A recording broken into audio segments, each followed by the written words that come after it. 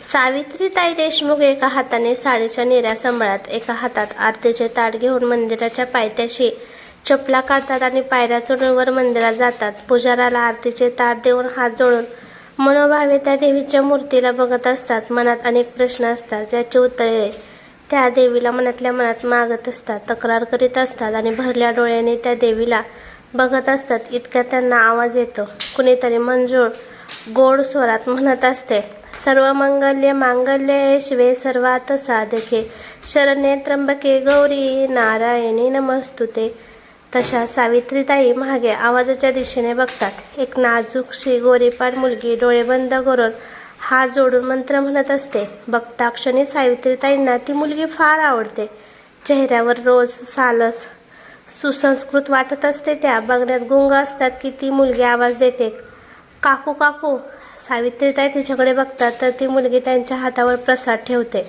सावित्रीताई हसतात. तिला इतकं जवळ बघून त्यांना फार आनंद होतो. त्या तिच्या गालावर मायेने हात फिरवतात. काय नाव बाळा तुझे?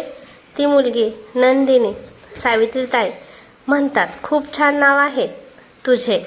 तू रोज येते मंदिरात? नंदिनी म्हणते, नाही, आज माझा रिझल्ट लागला. मी BSc फर्स्ट क्लासमध्ये पास झाले. सावित्रीताई देशमुखांना तिचं ते गोड बोलणं खूप भावतं. त्या अलगद तिच्या डोक्यावरून हात फिरवतात आणि म्हणतात, अरे वा, अभिनंदन. तू खूप गोड आहे आणि तुझा आवाज तर तितकाच मधुर आहे. असं वाटते तुझ्याशी बोलतच राहावे. नंदिनी पुन्हा एकदा गोड हसते आणि दुसऱ्यांना प्रसाद द्यायला निघून जाते. सावित्रीताई देशमुख मंदिराच्या बाहेर जात कोणाला तरी फोन करतात आणि सांगतात, मला त्या नंदिनीबद्दल सर्व काही माहिती पाहिजे, तेही लवकरात लवकर, समजलं? असं म्हणून त्या फोन ठेवतात आणि आपल्या कारमध्ये बसून निघून जातात.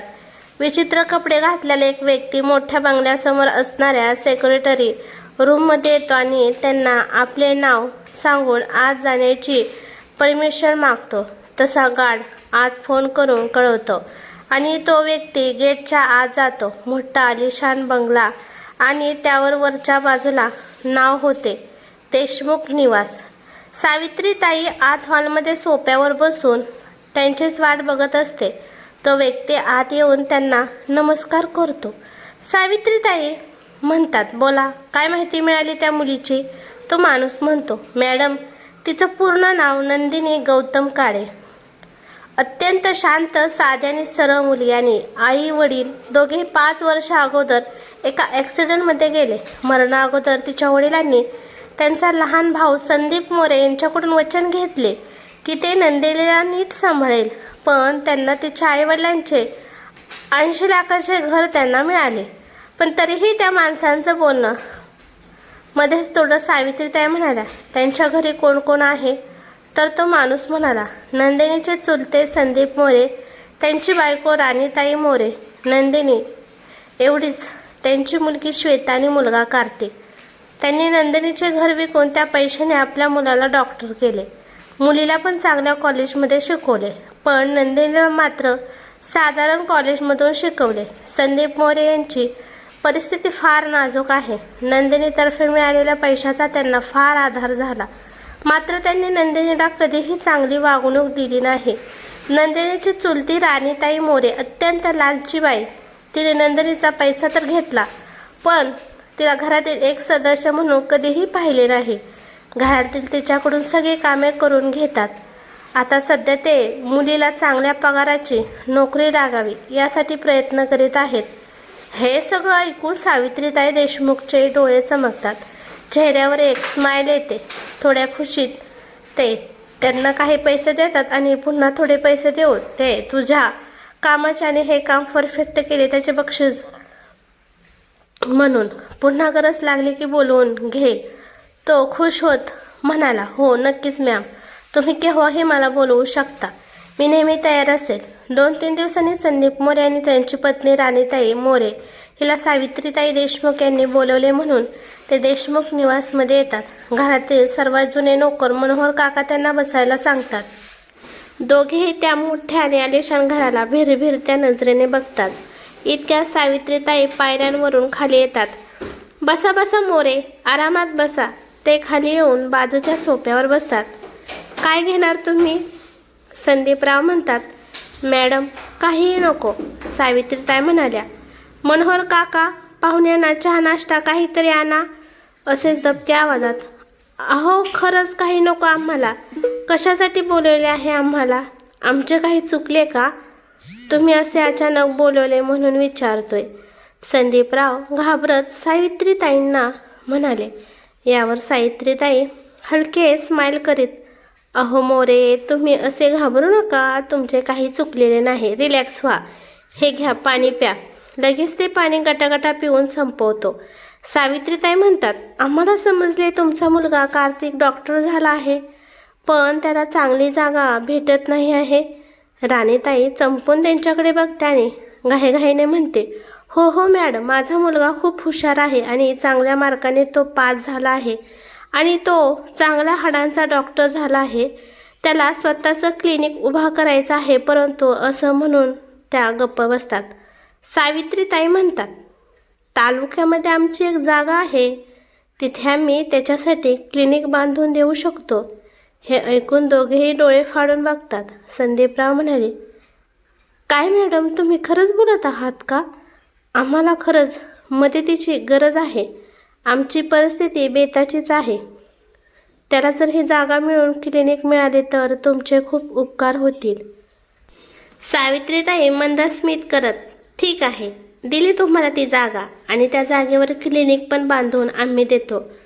वरून तुमच्या मुलीच्या लग्नासाठी आम्ही 15 लाख पण देतो. पण त्या बदल्यात आम्हालाही काही पाहिजे तुमच्याकडून. तसे दोघे एकमेकांकडे आश्चर्याने बघतात आणि धीर एकवटून संदीपराव म्हणतो, आम्ही काय देणार मॅडम तुम्हाला? तुमच्यासमोर आमची लायकी काय आहे? सावित्रीताई म्हणतात, तुम्ही जे देऊ शकतात ते कोणीच नाही देऊ शकत, म्हणून तर तुम्हाला बोलावले. संदीप गोंधळून म्हणाला, मॅडम मी समजलो नाही. सावित्रीताई एक दीर्घ श्वास घेत म्हणाल्या, मी जे म्हटले ते सगळे द्यायला तयार आहे, पण जर तुम्ही तुमच्या पुतणीला आमच्या मुलासाठी देत असाल तर आम्हाला नंदिनी आमची सून म्हणून हवी आहे. हे ऐकून दोघेही शॉक होतात आणि एकमेकांकडे बघतात. राणीताई पुन्हा एकदा तो बंगला निहाळते आणि मनात विचार करते, त्या भिकारडीला हे लोक आपल्या मुलासाठी मागत आहे. तिची लायकी तर आहे का या एवढ्या मोठ्या बंगल्यात राहण्याची? माझी श्वेता होऊ शकते या घरची राणी. राणीताईचे डोळे मोठे होतात. ते संदीपच्या कानात कुजबुजते, अहो नंदिनीपेक्षा आपल्या मुलीला करूया या घरची सून. किती श्रीमंत आहे हे लोक. आपली मुलगी आयुष्यभर राणी बनून राहील. संदीप तिला डोळ्याने दटावत, चुप बस बेअक्कल, तुला काही समजत नाही. सावित्रीताई म्हणतात, सांगा तुमचा निर्णय काय आहे? राणीताई घाईघाईने म्हणते, आम्ही तर तयार आहोत. जर तुम्हाला बोली पसंत नाही आली तर माझी पण मुलगी आहे लग्नाची. सावित्रीताई चेहऱ्यावर गंभीर भाव आणून म्हणतात, आम्हाला फक्त आणि फक्त नंदिनीच पाहिजे या घरची सून म्हणून. संदीप दबकतच म्हणाला, मॅडम आम्ही विचार करून सांगितले तर चालेल का? ते म्हणजे नंदिनीला पण विचारावे लागेल ना? सावित्रीताई थोडे चिडक्या स्वरात, ठीक आहे, पण लक्षात ठेवा आम्हाला नाही ऐकण्याची सवय नाही. आणि शेवटी प्रश्न तुमच्या मुलाच्या भविष्याचा पण आहे, तेव्हा नीट विचार करून सांगा. त्यांचे बोलणे ऐकून संदीप आणि राणीताईंना घाम येतो. तसे ते कसेबसे नाश्ता आणि चहा घेऊन घरी जातात. घरी गेल्यानंतर संदीप कपाळावरील घाम पुसत राणीताईला पाणी आणायला सांगतो. नंदिनी दोघांसाठी पण 2 ग्लास पाणी भरून आणते आणि त्यांना देत म्हणते, काका चहा ठेवू का? संदीप म्हणतात, नाही नको. राणीताई रागात नंदिनीला म्हणतात, इथे माझे तोंड बघत बसू नको, बाहेर जा, मला तुझ्या काकासोबत बोलायचे आहे. नंदिनी पण लगेच बाहेर जाते. मग राणीताई आवाज चढवून संदीपला म्हणते, काय हो, काय गरज होती विचार करून सांगतो म्हणायची? नंदिनीच्या लग्नात त्यांच्या मुलाशी लावून दिलं तर आपल्या मुलांचं किती भलं होणार आहे. अहो आपली तर जागा घेण्याची ऐपत नाही, परंतु ते आपल्या मुलाला क्लिनिक पण बांधून देणार आहेत. जरा विचार करून निर्णय घ्या. अहो तुमच्या मोठ्या भावाचे घर मिळाले आणि ते विकून आपण आपल्या मुलाला एवढे तरी शिकवले, नाही तर आपला मुलगा कुठेतरी लोळत पडला असता. आणि काय व एवढ्या श्रीमंत स्थळाला नाही म्हणता तुमची पुतणी काय स्वर्गातली अप्सरा आहे का, जे यांच्यापेक्षाही श्रीमंत स्थळ तिला भेटेल? अहो, इथे लग्न कराल तर त्या भिकारडीचे नशीब उजाळेल. राणीताईच्या तोंडाचा पट्टा चालूच असतो की तिला मध्येच थांबवत संदीप म्हणतो, म्हणजे त्याला काही कारण असेल ना? तिचा मुलगा कोण आहे माहीत आहे का तुला? राणीताई तोंड वाकडे करू म्हणते. कोण आहे? संदीप म्हणतो. पार्थ देशमुख हा तिचा मुलगा आहे. राणीताई न समजून हा मग काय झालं अशीच विचित्र नजरेने बघत म्हणतो, तुला माहीत आहे का पार्थ देशमुख फेमस उद्योगपती? राणीताई गोंधळून त्याच्याकडे बघते. तिला कळत नाही त्याला नेमकं काय सांगायचं आहे. तिच्या चेहऱ्याचे एक्सप्रेशन बघून त्याला कळते की हिला त्या व्यक्तीबद्दल काहीच माहीत नाही.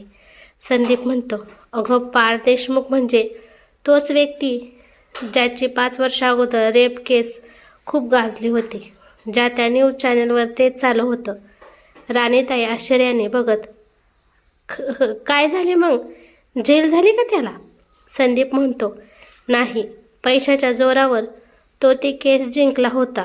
असं ऐकलं होतं की त्याने ऑपोजिट पार्टीच्या वकिलाला विकत घेतलं होतं आणि म्हणून तो ती केस जिंकला.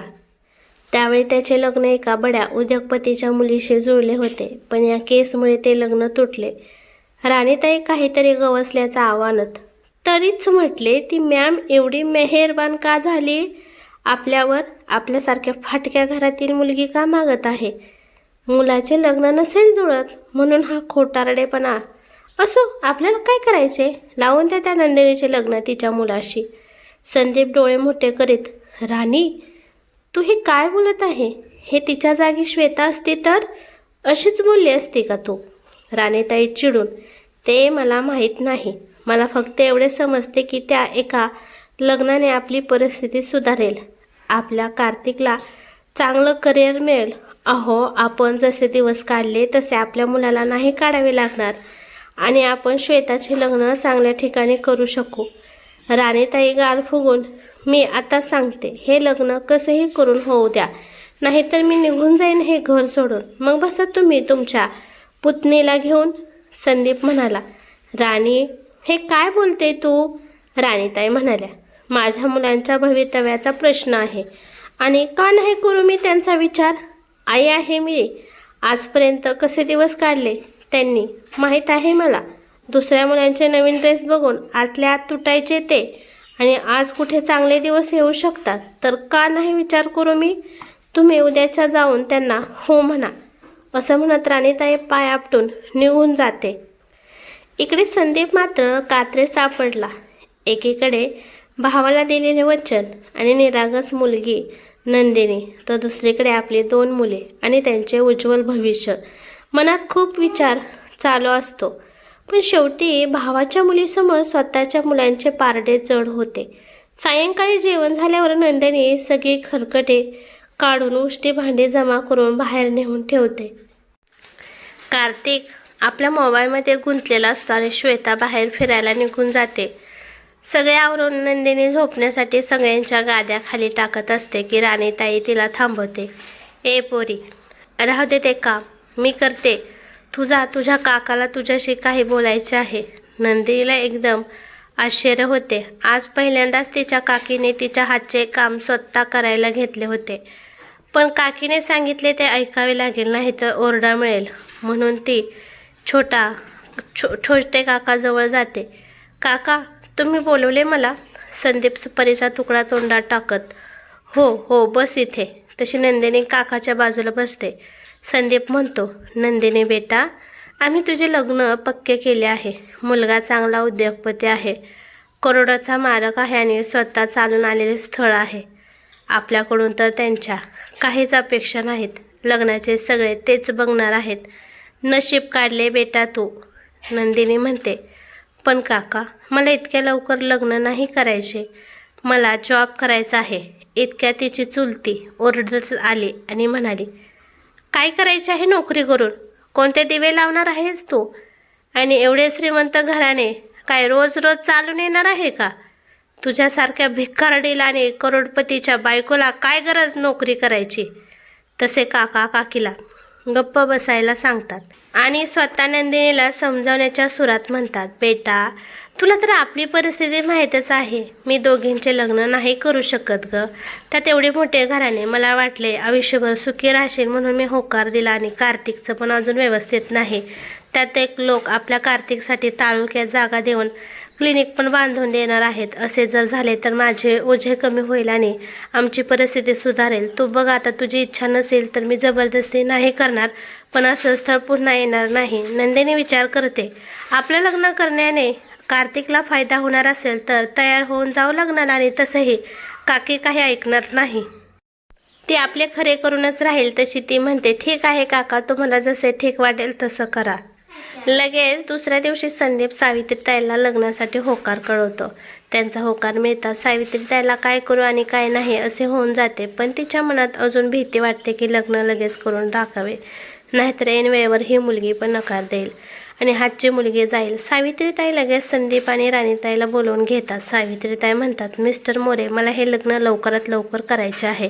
म्हणजे या 7 दिवसाच्या आत त्यांना मध्ये अडवत राणीताई म्हणतात, एवढ्या लवकर कसे होणार? सावित्रीताई म्हणतात, तुम्हाला टेन्शन घ्यायची गरज नाही, सगळे मॅनेज होईल. तुम्हाला फक्त नवरी घेऊन यायची आहे आणि लग्न जितक्या लवकर होईल तुमचा मुलगा तितक्या लवकर नोकरीवर जॉईन होईल. सावित्रीताई राणीताईला एक थंड स्माईल देत, कळतंय ना तुम्हाला काय म्हणायचे आहे ते? तसेच दोघेही चूप बसतात. सावित्रीताई म्हणते, उद्या एक व्यक्ती तुमच्याकडे येईल, त्यांच्यासोबत जाऊन तुमचे कपडे घेऊन या. पैशाची चिंता करू नका, बिल तो पे करेल. आणि हो, लग्नाला मला खूप बेडचाव नाही करायचा आहे. मंदिरात फक्त जवळच्या पाहुण्यांच्या उपस्थितीत लग्न लागेल. लग्नाच्या दिवशी पण तुम्हाला घ्यायला गाडी येईल. आता तुम्ही जाऊ शकता. राणीताई म्हणाली, मॅडम, माझ्या मुलाचं क्लिनिक पक्क आहे ना? सावित्रीताई, हो हो, उद्या त्याला इकडे पाठवून द्या. तसेही दोघेही खुश होऊन निघतात. दुसऱ्या दिवशी ठरल्याप्रमाणे एक व्यक्ती त्यांना घेऊन एका मोठ्या कपड्याच्या आलिशान शोरूममध्ये घेऊन जातो आणि तेथून त्यांच्यासाठी कपडे घेऊन जातात आणि त्यावर मॅचिंग दागिने पण. बघता बघता लग्नाला 3 दिवस बाकी असतात. दुपारी नंदिनीचे एकुलते एक मैत्रीण मानसी तिला भेटायला येते. मानसी खुश होत म्हणाली, तुझं लग्न जमलं आणि म्हणे खूप श्रीमंत घराणं आहे. मला कार्तिकने सगळं सांगितलं. हे ऐकून नंदिनी लाजतच, हो ग मानसी, ते सगळं खरं आहे. आणि नंदिनी, तुझे होणारे पतिदेव न बिझनेसमॅन आहे. पण नंदिनी, कशाचा बिझनेस आहे ग? नंदिनी म्हणते, मला माहीत नाही ग, काकाने एवढेच सांगितले.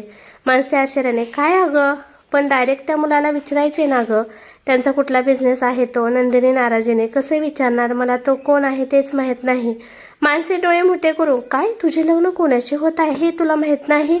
नंदिनी नकारार्थी मान हलवते. अगं, मग लग्नाला तयार कशी झालीस तू? नंदिनी, काकाने लग्न आधीच ठरवले आणि नंतर मला सांगितले. म्हणजे तो मुलगा तुला बघायला आला ना आणि पसंत केले, मग लग्न ठरले असे काही नाही झालं? नंदिनी म्हणेल, नाही, मला कोणीच बघायला नाही आलं. मानसी संशयाने बघत, काहीतरी गडबड आहे हा.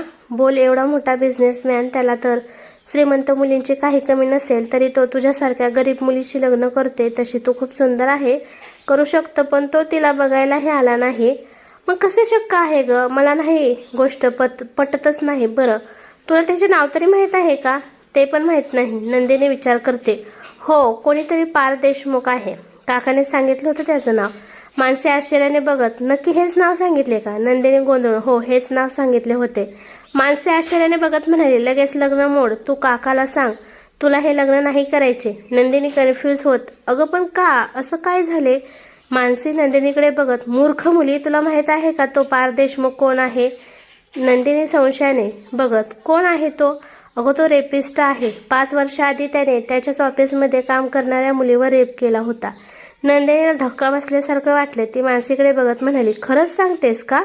मानसीने विश्वासाने उत्तर दिलं, हो ग, न्यूजवर खूप गाजलं होतं हे प्रकरण. पेपरमध्येही कितीतरी दिवस सारखं येत होतं. तेव्हा त्यांची 10वीची बोर्डाची परीक्षा चालू होती. नंदिनीला काही सुचत नव्हतं. तिचे शब्द घशात अडकले. नकळत तिच्या डोळ्यातून अश्रू वाहू लागले. तिला समजले की तिची काकी राणीताई मोरे तिच्या लग्नाच्या मागे लागली आहे. इतकं श्रीमंत घर बघून तिने आधी श्वेताचा विचार केला असता. आपल्या बाबतीत मात्र ती कधीच चांगला विचार करत नाही. जे काही चांगलं आहे ते सगळं तिच्या मुलीलाच मिळावं असं तिला वाटत असतं. नंदिनीला नेहमीच कमी दर्जाच्या वस्तू दिल्या जातात. मग एवढ्या श्रीमंत घरात तिचं लग्न का करत आहेत? मला नाही करायचं असं तिने म्हटलं होतं तेव्हा राणीताई खूप चिडल्या होत्या. कोण आपल्याला बघायला आलं? ना चहा पोह्यांचा कार्यक्रम, ना साखरपुडा.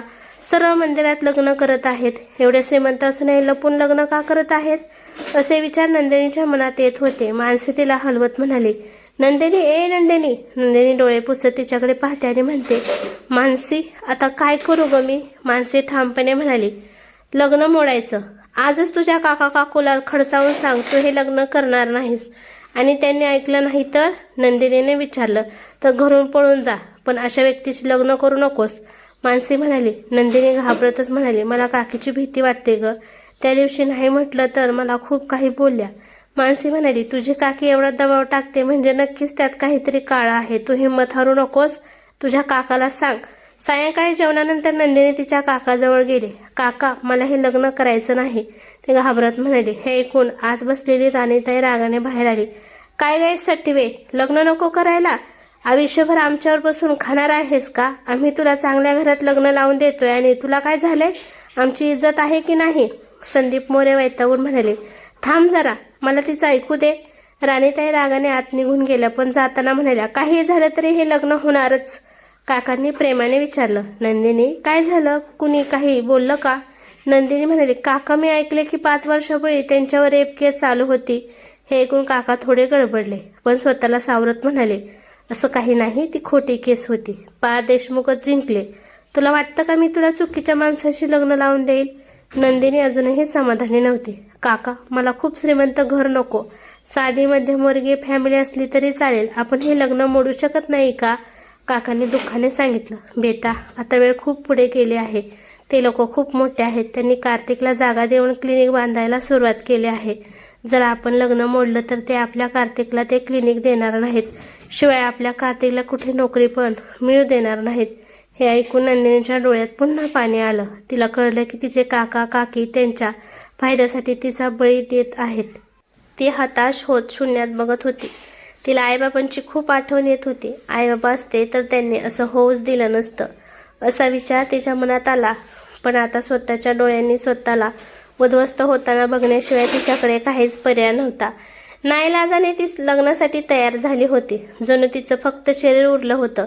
मन आणि भावना तिने केव्हाच मारून टाकल्या होत्या. नंदिनीच्या आयुष्यात आज लग्नाचा दिवस होता, पण तिच्यात जीव नसल्यासारखं ती फक्त शरीराने सगळ्या विधी करत होती. मेहंदी काढली गेली आणि श्वेता कुतूहलाने हसत मेहंदी काढणाऱ्याला पारचं नाव काढायला लावते. नंदिनी काहीच प्रतिक्रिया न देता निमूटपणे सगळं सहन करते. नवऱ्याकडून उष्टी हळद आल्याने ती विधीपूर्वक नंदिनीला लावली गेली. दुसऱ्या दिवशी सकाळी 9 वाजताच लग्न ठरले होते. नवरदेवाकडून एक ब्युटिशियन पाठवली गेली, जी नंदिनीला पूर्ण सजवते.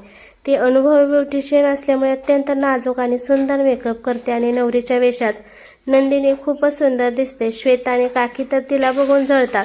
श्वेता स्वतःचाही मेकअप करून मागते, पण तसे आदेश नसल्याने सांगून ब्युटिशियन निघून जाते.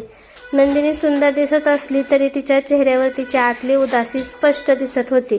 लग्न मंदिरात असल्यामुळे सगळे पाहुणे तिथे जातात. ते शंकर पार्वतीचं मंदिर होतं. नंदिनी देवासमोर जाऊन डोकं टेकवते हात जोडून मनात म्हणते, देवा, आता मी काय मागू? तू माझ्या नशिबात काय लिहिलं आहेस कुणास ठाऊक. मला फक्त इतकी ताकद आहे की मी या परिस्थितीला न हारता सामोरी जाऊ शकू. माझा नवरा कसा आहे हे मला माहीत नाही, पण मला सगळं सहन करण्याची ताकद आहे. काही वेळातच नवरदेवाकडील मंडळी येतात. 3 आलिशान कार थांबतात आणि त्यातून 10-12 लोक उतरतात. भटजी मंत्र म्हणायला सुरुवात करतात आणि नंदिनी शांतपणे सगळ्या विधी करत राहते. तिच्या बाजूला बसलेला नवरदेव जवळपास 6 फूट उंचीचा, हातात महागडा वॉच असलेला होता, पण ती त्याच्याकडे पाहण्याचं धाडस करत नव्हती.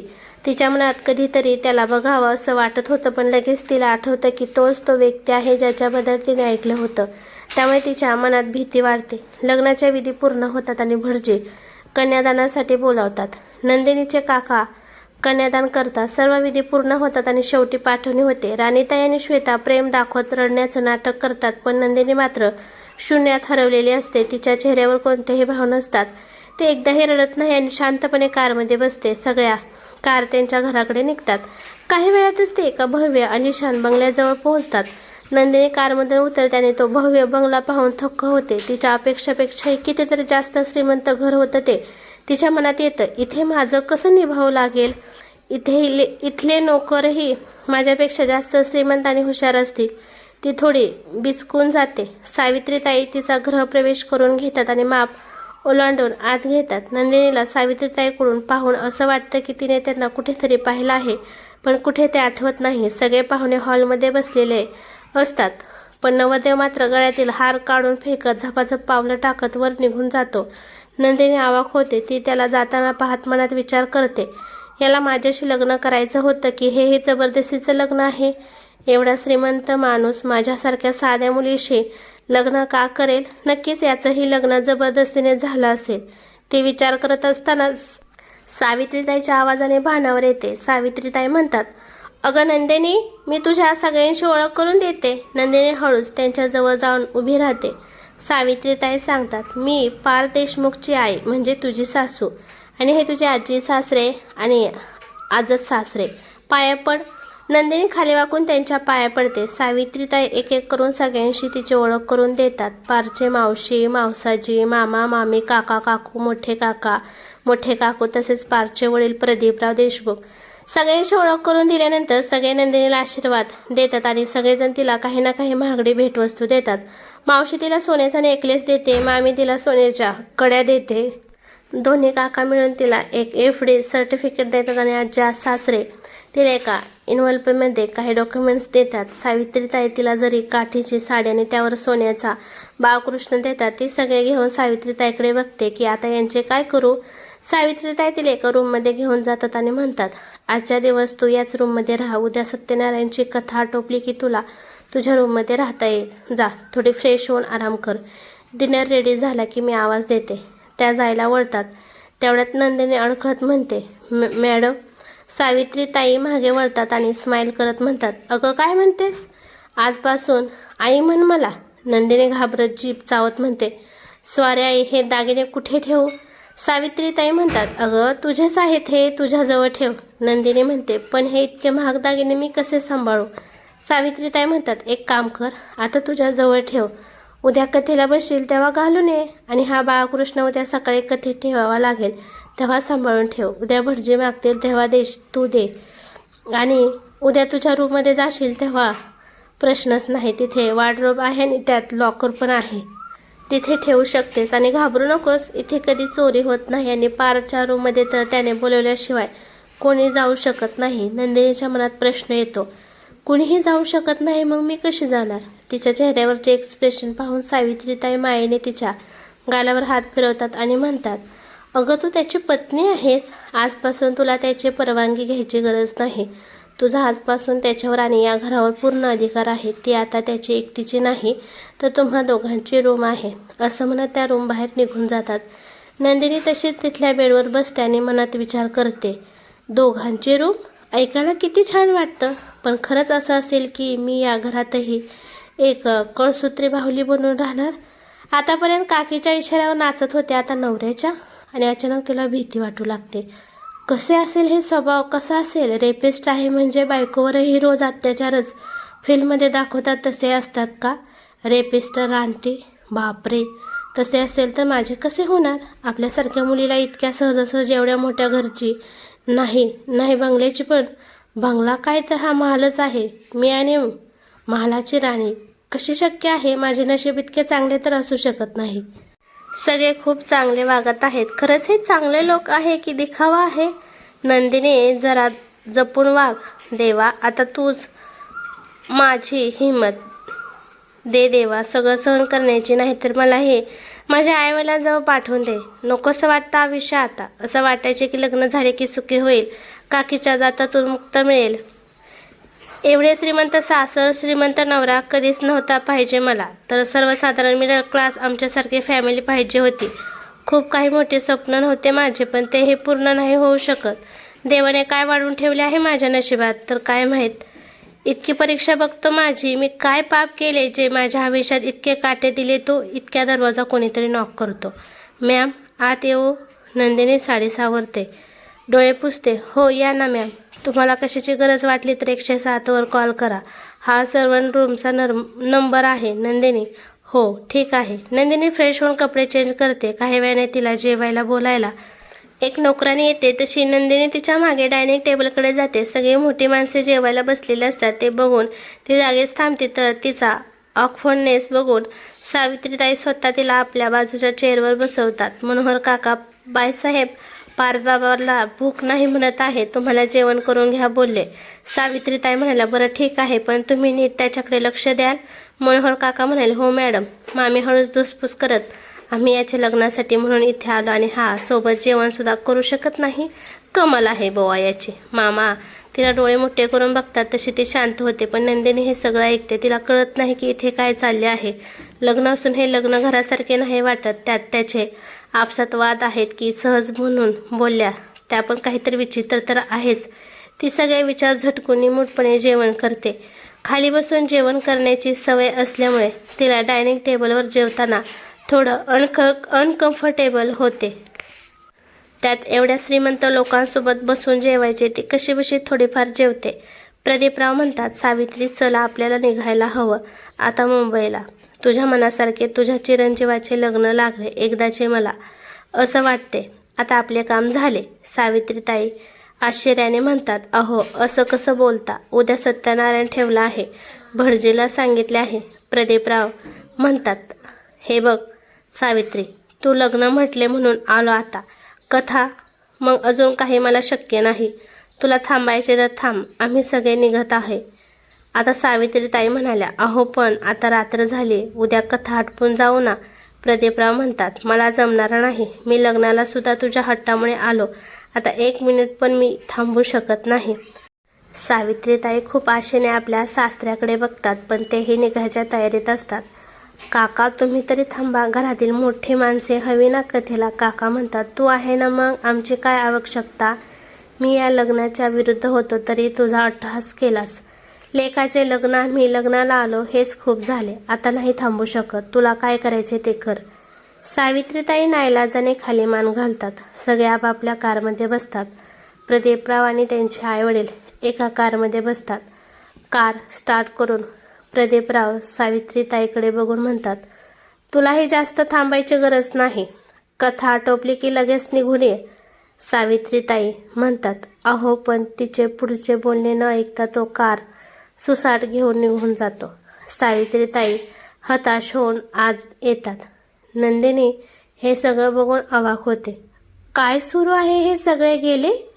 सावित्रीताई नंदिनीचे एक्सप्रेशन बघून सारवासार करीत म्हणतात, अगं ते काय आहे ना, आपला बिझनेस मुंबईत पण आहे.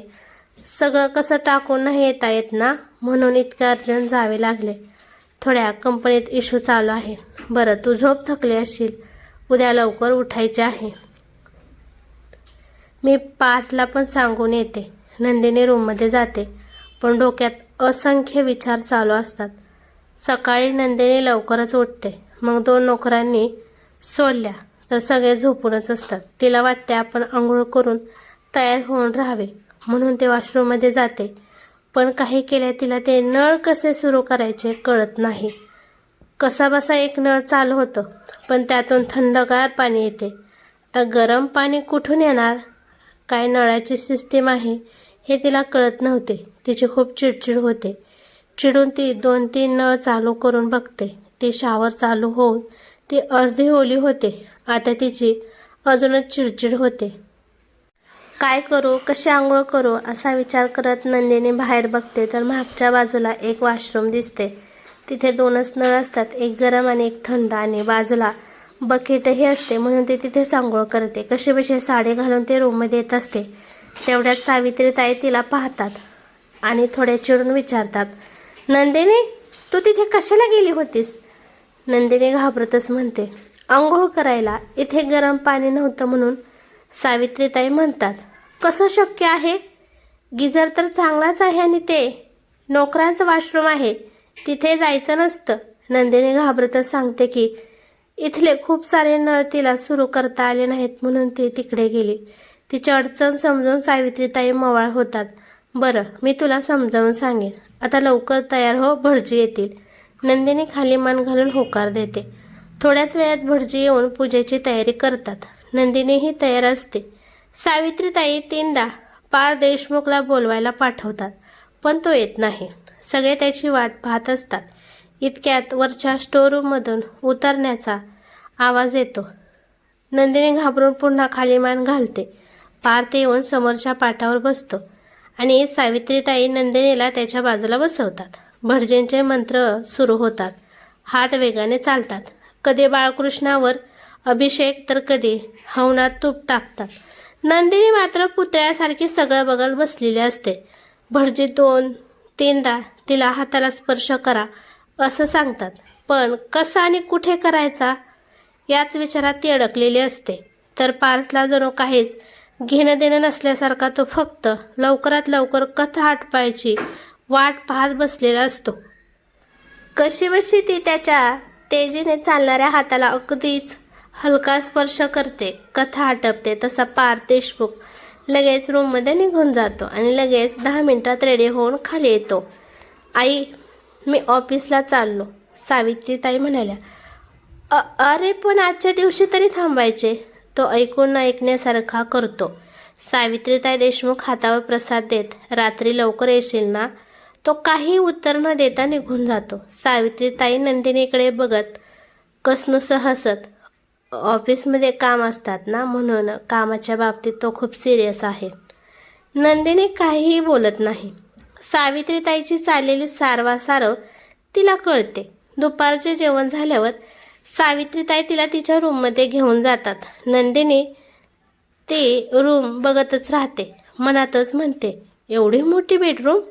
आत प्रवेश करताच उजव्या बाजूला मोठा बेड असतो, तर डाव्या साईडला सोफा ठेवलेला असतो. डाव्या भिंतीला ट्रॅक्टर वॉलपेपर आणि त्यावर मोठी LCD टीव्ही टांगलेली असते. बेडरूमच्या आत एक स्टडी रूम असते. तिथे रॅकमध्ये बऱ्याच नवीन जुन्या, काही इंग्लिश तर काही मराठी पुस्तकं असतात. ते बघून नंदिनी मनात खुश होते. बेडच्या मागच्या भिंतीला लागून एक जिम असते. तिथे अनेक अथावधूक वर्कआउटचं सामान असतं. नंदिनी पूर्ण रूम बघून विचारते, इथे वॉशरूम नाही का. सावित्रीताई देशमुख हसतात आणि म्हणतात, आहे ना. नंदिनी आश्चर्याने इकडे तिकडे बघते. सगळी रूम तर बघितली, पण वॉशरूम कुठेही दिसत नाही. सावित्रीताई म्हणतात, इकडे आणि जिम रूमच्या डोअरच्या बाजूला असलेली स्लायडिंग बाजूला करतात. आत एक वेगळी रूम असते. त्या तिला आत घेऊन जातात. तिथे 2 वॉर्डरोब असतात आणि त्यांच्यामध्ये ड्रेसिंगचा मोठा आरसा असतो. खाली कप्प्यामध्ये ब्रँडेड मेकअपचं सामान आणि काही परफ्यूमच्या बॉटल ठेवलेल्या असतात. सावित्रीताई एक वॉर्डरोब उघडत म्हणतात, हे बघ, हे तुझे आहे. यात तू तुझे सामान लावू शकतेस. यात एक लॉकर पण आहे. मी काही साड्या आणि ड्रेस घेऊन ठेवले आहेत तुझ्यासाठी. तुझ्यासाठी बघ, तुला आवडते काय, आणि नाही आवडले तर दुसरे घेऊन ये. मी मनोहर काकांना कॉल करून तुझे सामान मागवते. तोपर्यंत तू बघ घे.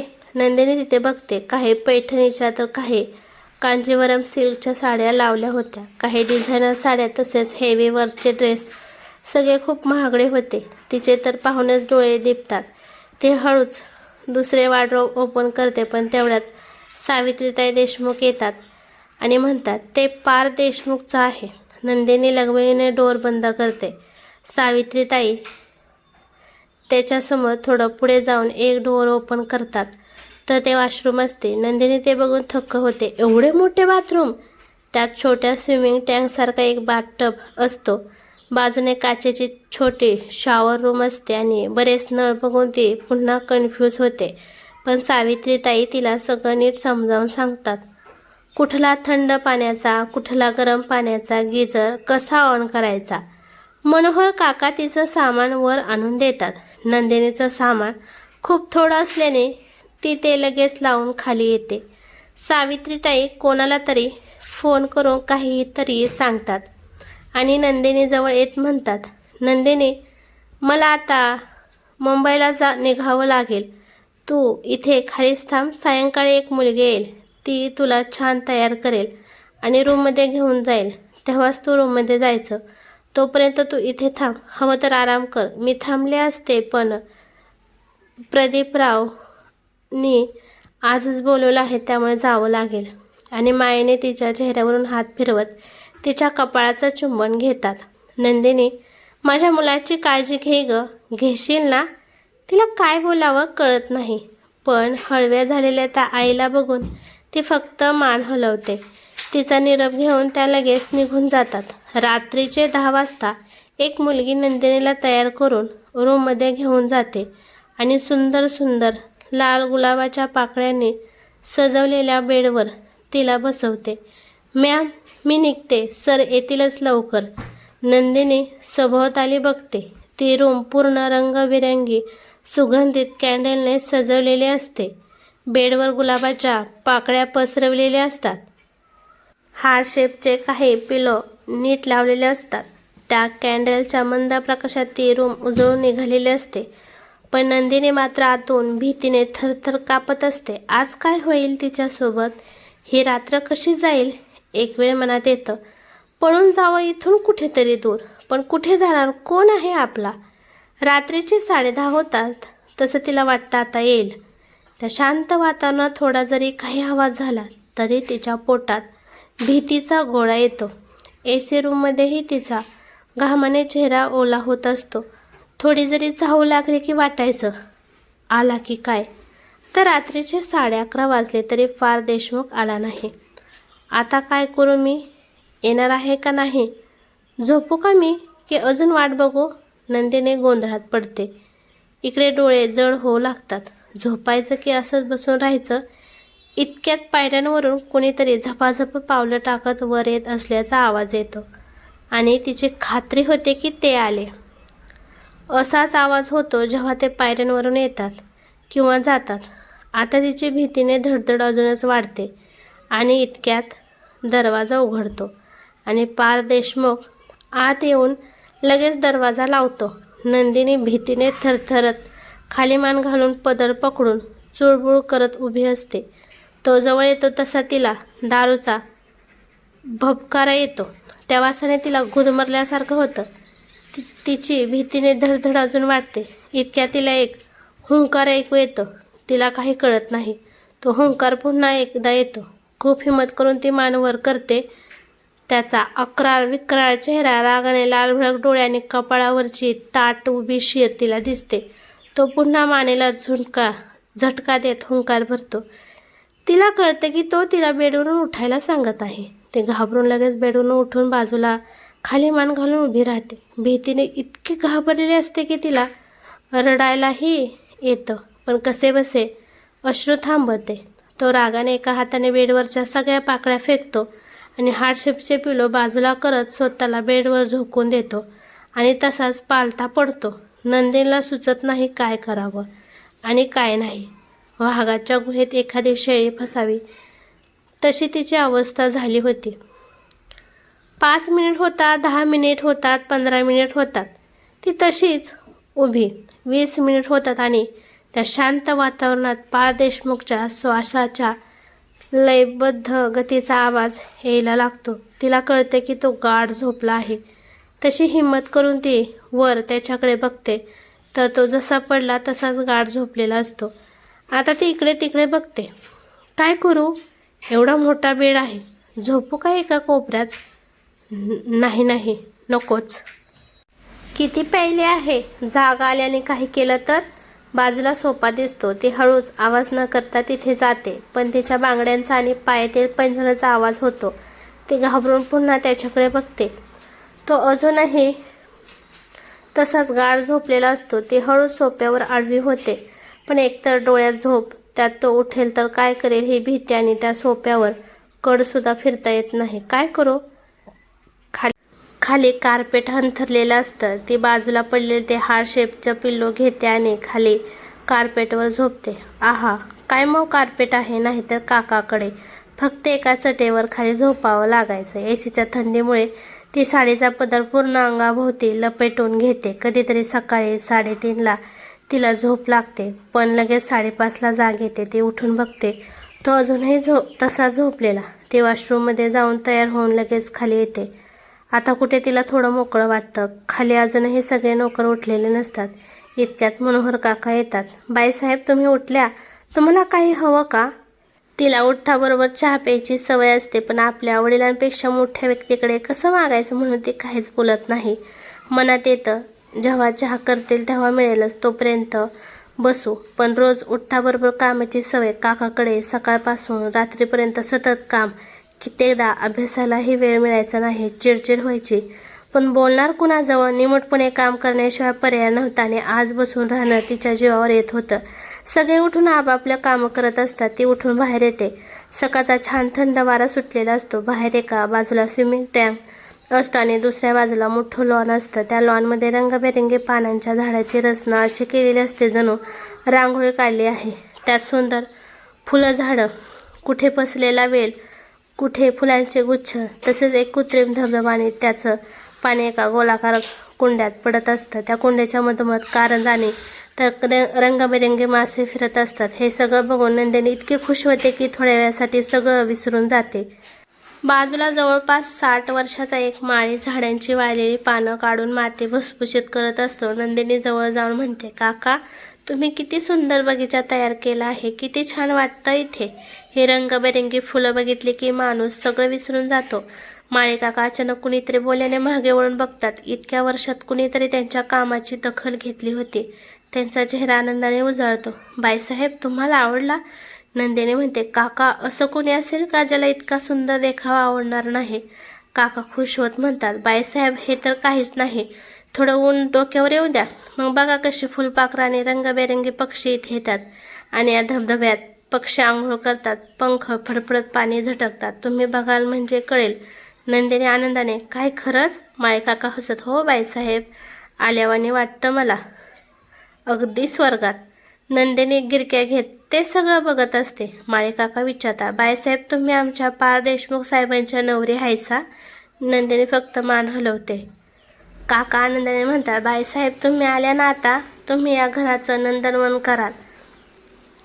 अशाच हसत राहा आणि नेहमी खुश राहा. नंदिनी मात्र शांत होते. मनात म्हणते, माझ्याच आयुष्याचं काय होईल माहीत नाही आणि मी काय नंदनवन करणार. ती तशीच आत निघून जाते. जवळपास 9 वाजता पार. देशमुख तयार होऊन खाली येतो आणि डायनिंग टेबलवर बसतो. त्याला बघताच नंदिनी किचनमध्ये जाऊन फ्रीजच्या आडून त्याला बघते. तो मोबाईलमध्ये गुंतलेला असतो. मनोहर काका नाश्ता आणि कॉफी त्याच्यासमोर ठेवतात. काही वेळाने मोबाईल बाजूला ठेवून तो नाश्ता करतो, पण चेहऱ्यावर कसलेही भाव नसतात. नाश्ता चविष्ट आहे की नाही काहीच कळत नाही. जणू नाश्ता करणं हे एक कामच आहे अशा पद्धतीने तो खातो. लगेच कॉफी घेऊन लॅपटॉप बॅग उचलतो आणि निघून जातो. हे सगळं नंदिनी बारकाईने बघत असते आणि गोंधळते. हे काय चाललंय? ती मनोहर काकांना विचारते. मनोहर काका, या बंगल्यात एवढं मोठं किचन आहे, इतके नोकर आहेत, तरीही नाश्ता हॉटेलमधून का येतो? मनोहर काका म्हणतात, कारण या किचनमध्ये नोकरांना स्वयंपाक करायची परवानगी नाही. मी फक्त कॉफी बनवू शकतो. नंदिनी आश्चर्याने, पण असं का? ते सांगतात, या किचनमध्ये फक्त देशमुख कुटुंबातील स्त्रियांचा स्वयंपाक करू शकतात. नोकर फक्त मदत करतात. इथल्या पुरुषांचं म्हणणं आहे की स्त्री जेव्हा आपल्या कुटुंबासाठी प्रेमाने जेवण बनवते तेव्हा त्या जेवणात आपुलकी येते. तो गोडवा नोकरांच्या हातच्या जेवणात नसतो. नंदिनी पुन्हा विचारते, पण आतापर्यंत इथे कुणी स्त्री राहत नव्हती, मग तेव्हा? मनोहर काका म्हणतात, मोठ्या बाईसाहेब आल्या की त्या स्वयंपाक करतात, बाकी वेळ तसंच ठेवलं आहे. नंदिनी विचारते, मग हॉटेलचं जेवण का? ते उत्तर देतात, जर नोकरांच्या हातचं खायचंच असेल तर हॉटेलचं काय वाईट? दोन्ही सारखंच, असं पा. देशमुख म्हणतात. नंदिनी आश्चर्याने, मग रोज नाश्ता हॉटेलमध्ये येतो आणि जेवण? ते सांगतात, नाश्ता मी ऑर्डर करतो, दुपारचा डबा ऑफिसमध्ये जातो आणि रात्री कधी खातात कधी नाही. खायचं असेल तर हॉटेलमधूनच. नंदिनी काहीच बोलत नाही. मनोहर काका विचारतात, बाईसाहेब, तुमचा नाश्ता लावू का? नंदिनी म्हणते, काय आहे? तोच हॉटेलचा. हो, ते म्हणतात. नंदिनी म्हणते, नको, मला नको. ते सांगतात, तुम्हाला जे खायचं असेल ते तुम्ही इथे बनवू शकता. सावित्रीताई देशमुख सांगून गेले आहेत. नंदिनी खुश होऊन, मी इथे स्वयंपाक करू शकते? हो बाईसाहेब, तुम्ही इथल्या मालकीने आहात ना? ते म्हणतात. नंदिनी मनात खुश होते. चला, मला करायला एक काम तरी मिळालं. ती जाऊन स्वतःसाठी मस्त आले घातलेला चहा बनवते. दुपारचं जेवण आटपून ती रूममध्ये जाते. रात्री झोप न झाल्याने तिला खूप झोप येत असते. ती बेडवर झोपायला जाते. तेवढ्या तिचं लक्ष बेडच्या मागच्या भिंतीवर टांगलेल्या मोठ्या पोर्ट्रेटकडे जातं. त्यात पा. देशमुखचा क्लोजअप फोटो असतो. बॅकग्राऊंडवर वाटतं कुठल्याशा गार्डनमधल्या बाकावर बसून तो फोटो काढला असावा. अगदी रुबाबदार. उजवा हात बाकाच्या सीटवर पसरून तो ऐटीत बसलेला. अंगावर ऑफ व्हाईट रंगाचा फॉर्मल शर्ट, वरची 2 बटणं उघडे, मान हलकी उजव्या बाजूला झुकलेली आणि चेहऱ्यावर एक किलर स्माईल, शर्टच्या बटनात एक ब्लॅक गॉगल अडकवलेला. फोटोवरून असं वाटतं बहुतेक तेव्हा हलका वारा वाहत असावा, कारण शर्टची कॉलर आणि त्याचे केस हवेत उडत असल्यासारखे दिसतात. नंदिनी त्या फोटोकडे एकटक बघत राहते. हा तोच आहे का जो काल रात्री माझ्यासमोर होता? कुठे ते रागाने लाल झालेले डोळे आणि कुठे हे नसेले ब्राऊन डोळे. या फोटोमध्ये तर किती हँडसम दिसतो. कोणतीही मुलगी प्रेमात पडेल. पण आता का असा राहतो एकदम रागीट? या फोटोवरून तरी कुणी म्हणणार नाही की तो वाईट आहे की फक्त अफवा आहे. नाही, खरेही असू शकतं. काल किती उशिरा आला तेही पिऊन. इतका वेळ ऑफिस नसतं म्हणजे कुणासोबत तरी असणार. जाऊ दे, मला काय करायचं, मी झोपते. 4-5 दिवस असं चालू राहतं. रोज रात्री पार देशमुख उशिरा येतो आणि तो येण्याआधी नंदिनी खाली कार्पेटवर झोपायचं नाटक करते. सकाळी त्याच्या आधी उठून खाली निघून जाते. तो सकाळी नाश्ता करून निघून जातो आणि परत रात्रीच येतो. नंदिनी मग दुपारी निवांत बेडवर बसून झोप घेते. रात्री भीतीने नीट झोप होत नसल्यामुळे. आजही रोजच्यासारखी ती सकाळी लवकर उठते आणि किचनमध्ये छान आल्याचा चहा करून पीत विचार करते, आज नाश्ता काय बनवू. तिला डब्यात पोहे दिसत म्हणून ती तेच बनवायचं ठरवते. इकडे नेहमीसारखा पार देशमुख येऊन डायनिंगवर बसतो. मनोहर काका त्याच्यासमोर नाश्ता ठेवतात, पण त्याचं सगळं लक्ष मोबाईलमध्ये असतं. अचानक त्याला पोह्यांचा खमंग सुगंध येतो. तो मोबाईल बाजूला ठेवून नाश्ताकडे बघतो. हे तर इडली सांबार आहे, मग पोह्यांचा वास कुठून येतोय? तो विचारतो, काका पोहे बनत आहेत का? मनोहर काका उत्तर देतात, हो बाबा, छोटाबाई साहेब त्यांच्यासाठी नाश्ता बनवत आहेत. तुमच्यासाठी आणू का? पार थोडा विचार करून म्हणतो, नाही नको. आणि खाली बघून तो इडलीचा एक तुकडा तोंडात टाकणार इतक्या पुन्हा तोच खमंग सुगंध त्याच्या नाकाशी येतो. तसा तो तुकडा खाली डिशमध्ये ठेवतो. इकडे तिकडे बघत विचार करतो, पण तो सुगंध त्याची भूक पुन्हा चाळवतो. शेवटी न राहून तो म्हणतो, काका मला हे नको, जा माझ्यासाठी पोहे आणा. मनोहर काका डिश उचलून आत घेऊन जातात. बाईसाहेब पार देशमुख पोहे खातो म्हणत आहेत. नंदिनी आश्चर्याने, काय? पण मी माझ्यासाठी केले आहेत. मनोहर काका बाबांना वास गेला म्हणून मागत आहेत, बाहेर वाट बघत आहेत. नंदिनी म्हणते, अच्छा बरं ठीक आहे. ती एक डिश भरून देते. मनोहर काका वळतात तशी ती त्यांना थांबवते. त्या डिशमध्ये थोडे पोहे खाऊन बघते, मग म्हणते, ठीक आहे सगळं, पण काका हे आवडेल ना त्यांना? नाही आवडेल तर रागवतील का? काका हसत म्हणतात, बाईसाहेब तुम्ही चिंता करू नका, असं काही होणार नाही. मनोहर काका पार देशमुख समोर पोह्यांची डिश ठेवतात. पार्थ एक घास घेतो, डोळे मिटून म्हणतच, आहा काय टेस्ट आहे, टेस्टी पोहे आहेत. मग तो एकावर एक घास घेत डिश रिकामी करतो आणि काकांकडे बघत म्हणतो, आणखीन एक डिश घेऊन या. काका आज जाऊन कडेतील सगळे पोहे डिशमध्ये घेऊन येतात. नंदिनी इकडे रिकाम्याकडे इकडे बघून रडवलेली होते. आता मी काय खाऊ? कोण माणूस आहे की बकासूर? किती खातो हा? इकडे पोह्यांची डिश संपवून तो हलकासा ढेकर देत आणि उठतो. तेवढ्यात काका विचारतात, पार्थ बाबा डबा पाठवायचा का घरून? तो आवाजात जरब आणत म्हणतो, नाही नको. काका शांत होऊन आत निघून जातात. इकडे नंदिनी विचार करते, नाही म्हटलं म्हणजे पोहे आवडले नसतील, पण खातर असा होता जणू जन्माचा उपाशी आहे. आवडलं नसेल तर डबल कशाला घेतलं? माझ्यासाठी पण नाही ठेवले. आता मी काय खाऊ? आता पुन्हा काय बनवू? इकडे ऑफिसमध्ये पार देशमुख पोहोचतो, पण त्याच्या जिभेवर अजूनही त्या पोह्यांची चव तशीच रेंगाळत असते. खरंच काय टेस्ट पोहे होते. आईसुद्धा इतक्या टेस्टी नाही बनवत. इतक्या त्याचा पर्सनल सेक्रेटरी सारंग येतो. सर, अर्ध्या तासात मीटिंग सुरू होणार आहे, तुम्ही तयार आहात ना? पार्थ विचारातून बाहेर येत म्हणतो, हो मी तयार आहे. सारंग हा त्याचा मित्र आणि पर्सनल सेक्रेटरी असतो. मीटिंग आटपून तो आपल्या केबिनमध्ये येऊन बसतो. तेवढ्यात त्याच्या नेहमीच्या हॉटेलमधून फोन येतो, सर लंच में क्या भेजना है? पार्थ कपाळावर बोट फिरवत विचार करतो, नको आज नका पाठवू. पलीकडून उत्तर येतं, ओके सर. पार्थ देशमुख थोडा विचार करून फोन करतो, मनोहर काका अर्ध्या तासात मीटिंग संपेल, त्याच्यासोबत टिफिन पाठवून द्या. मनोहर काका, हो पार्थ बाबा. ते नंदिनीकडे येऊन सांगतात, बाईसाहेब पार्थ बाबासाठी टिफिन पाठवायचा आहे. नंदिनी आश्चर्याने, काय? पण सकाळी तर नाही बोलले टिफिनसाठी. मनोहर काका, हो पण आता पाठवा म्हणाले, काही वेळात त्यांचा माणूस येईल. नंदिनी चिडचिड करत, इतक्या लवकर? पण मी तर डाळ पालक केली आहे. आधी सांगितलं असतं तर दुसरं काही बनवलं असतं. काका शांतपणे म्हणतात, बाईसाहेब तुम्ही जे बनवले तेच द्या. पार्थ बाबाला घरी बनवलेलं काहीही चालतं. नंदिनी डबा पॅक करते आणि मनातच चिडचिड करत म्हणते, आता पुन्हा मला माझ्यासाठी चपाती बनवावी लागेल. जर घरून डबा पाहिजे होता तर सकाळीच हो म्हणायचं ना. हे असं कधी हो तर कधी नाही. इकडे ऑफिसमध्ये टिफिन येऊन केबिनमध्ये ठेवला जातो. काही वेळाने सारंग आपला डबा घेऊन आत येतो आणि म्हणतो, पार्थ चल आता खूप झाला, आपण आता जेवण करू. पार्थ म्हणतो, हो बस 2 मेल पाठवतो, तोपर्यंत टिफिन ओपन कर. दोघेही बसतात. पार्थ टिफिन उघडतो तर डाळ पालकाचा खमंग सुगंध पसरतो.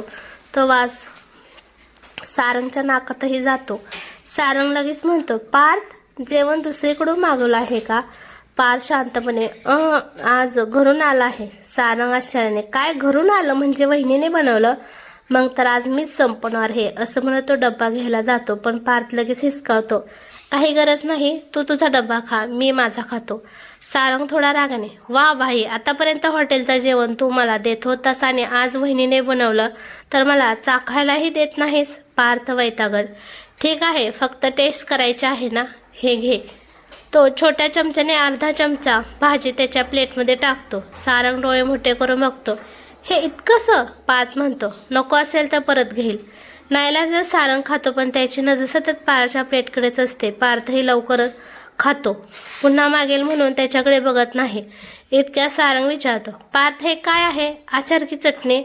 पार्थ लगेच ते पूर्ण तोंडात टाकतो आणि म्हणतो, माहीत नाही, पण टेस्टी आहे, बहुतेक लिंबाचा आहे. सारंग नाराजीने पुन्हा चाखायला तरी दिलं असतं.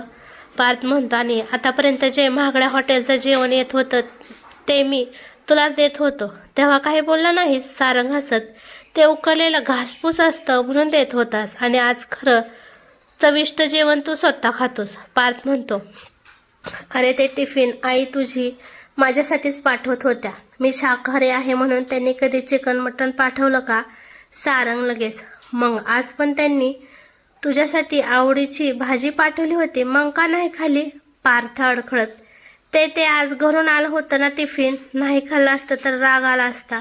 सारंग हसत, पार्थ जेवण वाटून खाल्ले पाहिजे. पार्थ म्हणतो, मूर्खा, जर माझं पोट बिघडलं ना तर तुला जबाबदार धरतो. सारंग हसतो, अच्छा बिघडू दे मग. दोघं जेवण आटपून आपल्या जागेवर बसतात. सारंग पार्थकडे बघत म्हणतो, पार्थ तुम्ही खूप नशिबान आहात, इतकं टेस्ट जेवण बनवणारी बायको मिळाली. वहिनी खूप सुंदर आहेत का? पार्थ थोडा विचार करत म्हणतो, काय माहीत? सारंग म्हणतो, म्हणजे?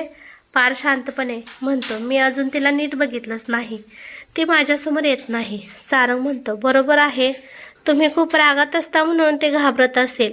हे ऐकताच पार्थ शांत होतो. त्याला पहिल्या रात्रीचा आठवतो. तो कसा रागात होता, कसा वागला. कदाचित ती घाबरते म्हणूनच समोर येत नसेल. तो तिचा चेहरा आठवायचा प्रयत्न करतो, पण त्याला फक्त तिचे घाबरलेले डोळे आठवतात. तो पुन्हा पुन्हा प्रयत्न करतो, पण चेहरा आठवत नाही. फक्त खाली मान घालून उभी असलेली तीच आठवते. आता त्यालाही उत्सुकता वाटू लागते, ती कशी दिसत असेल? सुंदर असेल का? जेवण तर आईपेक्षाही टेस्टी बनवते, आणि आता त्याला तिला पाहायची उत्सुकता लागते. तर मित्रांनो, कथेचा पहिला भाग कसा वाटला कमेंट करून नक्की सांगा. पार्थ आणि नंदिनीची कहाणी पुढे पाहायला तुम्हाला आवडेल का? नक्कीच कमेंट करून सांगा. धन्यवाद.